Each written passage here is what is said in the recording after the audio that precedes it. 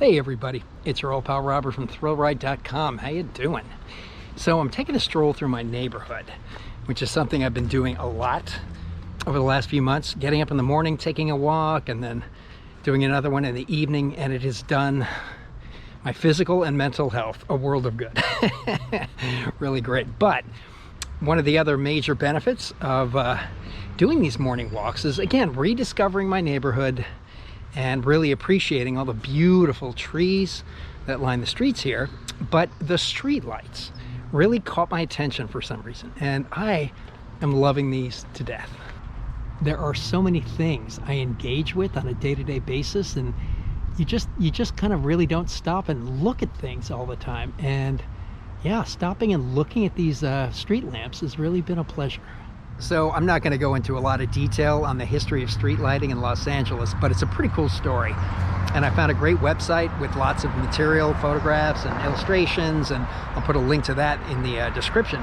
But really, really cool, and starts back in the late 1800s when LA was first lit up by what were called moonlight towers. These things were like 150 feet tall, and they had these giant arc lights at the top that cast what was essentially the same light as a full moon, and it was so bright people really started to complain.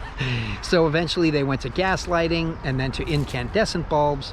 There's a whole evolution. But what's fascinating is that different manufacturers designed different styles of light towers for different neighborhoods and areas. So, you know, major boulevards had much more ornate light towers. Kind of middle-class neighborhoods had more subdued, simpler designs. But it was a big deal. You know, they were installing light poles in new neighborhoods, and they wanted to attract people to buy houses in those new areas. So they put up bespoke street light designs. Pretty cool. Anyway, long story short, all this learning about the history of street lighting in LA inspired me to want to go check out two public art installations. One of them is called Vermonica, which is actually right outside the LA Bureau of Street Lighting. I think it's what it's called, LA County Bureau of Street Lighting. Anyway, it's right where it should be. And then there's something called Urban Light, which is another street light installation right outside LACMA, the Los Angeles County Museum of Art. Both very cool, and both pieces that I should have seen a long time ago, and I'm now finally getting around to getting up close and personal with. So let's take a look around.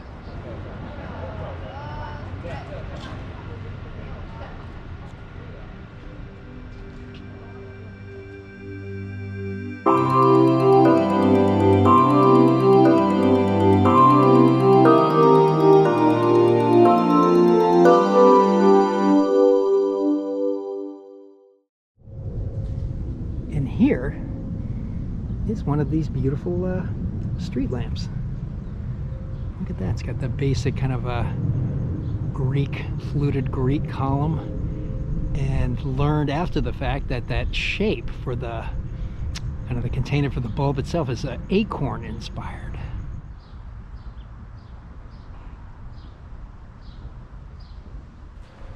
I think I may have shared some of this unbelievably pretty street in the Brady House video from, gosh, over a year ago. But it's always worth sharing again because the landscaping here is kind of out of control. It's so lovely.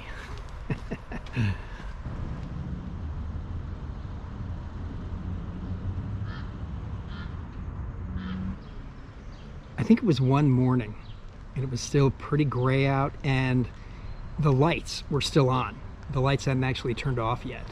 And that's what I think first really got me kind of looking carefully at these beautiful street lights and appreciating that, you know, somebody went to some trouble to design them. They're not just function. There is some really beautiful form here too.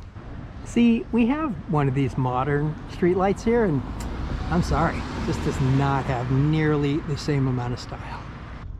Does anyone else have the urge to call power poles electricity trees?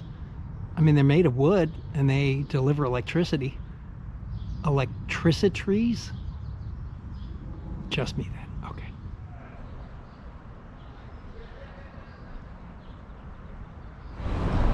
All right, so standing here at the corner of Virgil and Santa Monica, Is one pretty magnificent example of an old street lamp tower. Look at that. Yeah, quite elegant.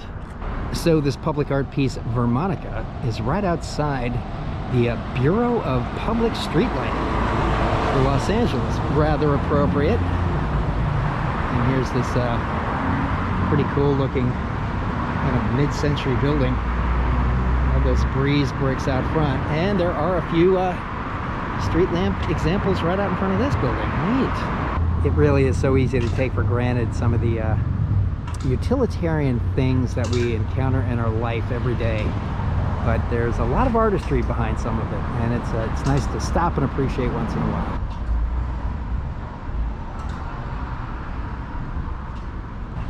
And I love this. Here's the City of LA time switch. So we've mastered the art of manipulating time, apparently. Sweet. So right alongside the administrative building is this big open storage space, and it looks like all kinds of utility equipment, power poles, light poles, etc. in there. Very neat. And then right here, outside the fence, is Vermonica. Freely available public art installation here. And it has all these really interesting examples of street lighting in Los Angeles throughout time. Wow. Very cool. And there are the details. Vermonica by artist Sheila Klein with Amador Architecture, part of the Bureau of Street Lighting and Cultural Affairs in the city of Los Angeles. Awesome. Go public art. Well, just starting at the far end, we're looking at 886A Permastand from Holmby Hills. And it is great. They've got a little identifying marker in front of each one. So you get a little bit of a historical perspective, and look at the kind of lantern in front of that one. That's great. I love that. They almost look like claws coming out of the top and bottom of each of the spines. All right, and the next one is Keystone and Square Base from Edgemont Avenue. Yeah, this feels like a kind of more traditional tower, and it's got this kind of same acorn light shape that so many of the all the street fixtures in my neighborhood have. Well, this kind of lamp with the arm that extends out over the road, I see a ton of these. This is the 808X citywide, and kind of a classic residential light pole. Yeah, definitely a little less embellishment than some of the others. And here's another one with the sort of acorn style lamp, and pretty straightforward column. Little let's see, yeah, this is definitely metal and not concrete. And it is from the Whitley Heights area. I'm not even familiar with that neighborhood. So here is another dual lamp tower. Again, with those sort of lanterns with the claw extensions, what I love. And this one is apparently one of the citywide arterial, which I think means it was on some of the main boulevards that ran through town, and makes sense that it would be a little bit more elaborately designed, as it was a more public lamp. And it's the UM1193. Here's another more modern one, the 956 Century City Davit. Not quite sure what that is, but apparently very popular in the Century City area. And this is a Westinghouse California Special. And I've seen that term, the specials, applied to the more upscale, more ornate designs. And again, this was on Magnolia Boulevard. And this light pole with the banner on it is another one of the very common sort of citywide residential lamps. Again, with the arm that extends over the road. Yeah, they call it the 8112Y citywide. Oh, it's arterial and residential. All right, dual purpose. Oh, here's another one with an arm extending outward. Feels a little more decorative. Also has a banner for the exhibit. And if I'm recalling correctly, this is another citywide arterial streetlight. Although I really should be calling them what they were called back in the day, electroliers, which I just love. That is such a great word. Well, this one is actually called out as a dual lamp pole in its name. And it is pretty magnificent. Love all the detail in the middle up top. And it's got a pretty nice looking base. I wish I could remember all the details from my Greek architecture class. Doric, Ionic. Yeah, see, I'm Corinthian. There were 5 different styles and I can't remember any of them. I love the Art Nouveau. Look at this one. And it is indeed a special from, I think it's at Melrose Avenue. I think this is the only 3-light tower that's here. The Walker 3-light from Bundy Drive at Gateway. Yeah, I lived in an apartment on Bundy many, many years ago.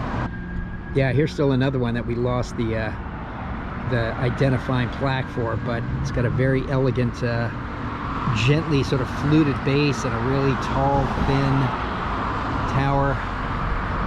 And even the sort of the acorn lantern up there seems a little taller and thinner than some of the others.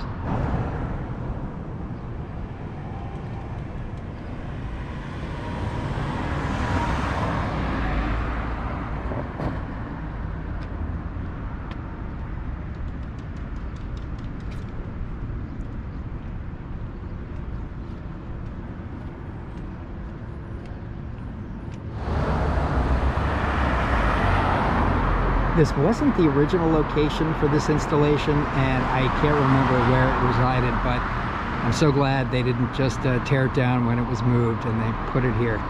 So great. And it's, you know, publicly available 24/7.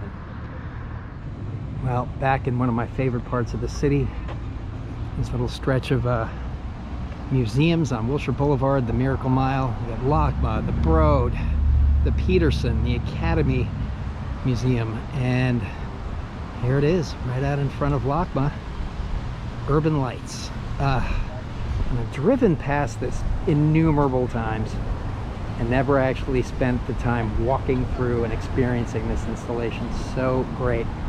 And apparently this has now overtaken the Hollywood streets, or the Hollywood sign, as the most Instagrammed spot in the city. Chris Burden. Oh, and the artist passed away in 2015. That's sad. Urban Light, 2008. 202 restored cast iron street lamps. Urban Light is made possible by Willow Bay and Bob Iger. Nice. Open 24 hours a day thanks to their generosity. Street lamps are one of the essential features of the urban landscape, and in the early 20th century were more than utilitarian objects that provided street lighting.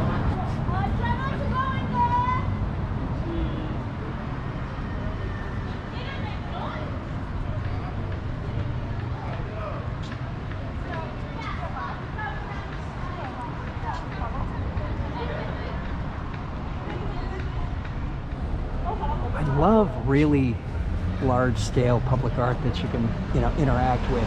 The Bean in Chicago, I'm sure I've mentioned this before in other videos, one of my favorite art pieces, and certainly larger in scale than this is, but I'm loving seeing the same very enthusiastic interaction with the people down here with these street lamps. Same kind of thing you see with the Bean. It just kind of makes people happy. And sort of being able to walk through this very organized forest. It reminds me a little bit of Elmer's Bottle Tree Ranch too. Kind of in the same spirit, but a more folk artish kind of interpretation. Oh yeah, this is the kind of free art that makes living in a big city so worthwhile. It's interesting looking at the bases of the various designs. They're quite similar in this particular grouping, but not the same. Each one of them has a little bit of a distinctive variation. Oh, this is cool. And these have A's on them. I like that. Oakland A's, I wonder what that refers to.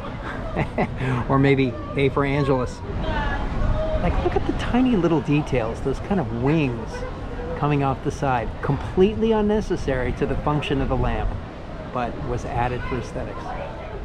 And maybe because they have kind of a vaguely dragon claw kind of a look to them, these lamps with the lanterns with those kind of protruding spikes give it a kind of vaguely Harry Potter-esque feel. So they obviously increase in height from either side, going from a little less decorative to the tallest columns in the center and very much the more decorative specials. And these on the left in particular, yeah, really elegant and sumptuous in design. And you can see as the sun is going down, the changing light certainly impacts the mood and the feeling here, kind of almost minute by minute. And I can imagine at night this is going to be pretty awesome. There's almost something therapeutic kind of walking around this installation here. Maybe it's just the good happy energy of all the people here, but there's something it's that taking something ordinary and recontextualizing it and turning it into something extraordinary. I don't know, it's just magical. Sometimes art is just a simple act of looking at things we see all the time a different way. I think part of it is the idea of living in the moment when you're kind of jolted out of your sense of the normal and the everyday and the mundane, and something that you see all the time becomes something unusual and cool and something to stop and really pay attention to. You know, it pulls you into the moment, and that's always a good thing. Yeah, this is why I'm always going to be a huge supporter of funding the arts. It's a great thing for people, but it also does good. It actually, I think, improves our health. No joke. And look at this, on a weeknight, well past 10 o'clock.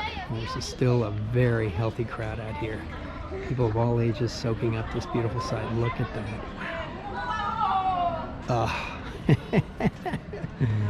Boy, as magnificent as it is during the day, it really is something else after dark. Look at that. Oh, so bright.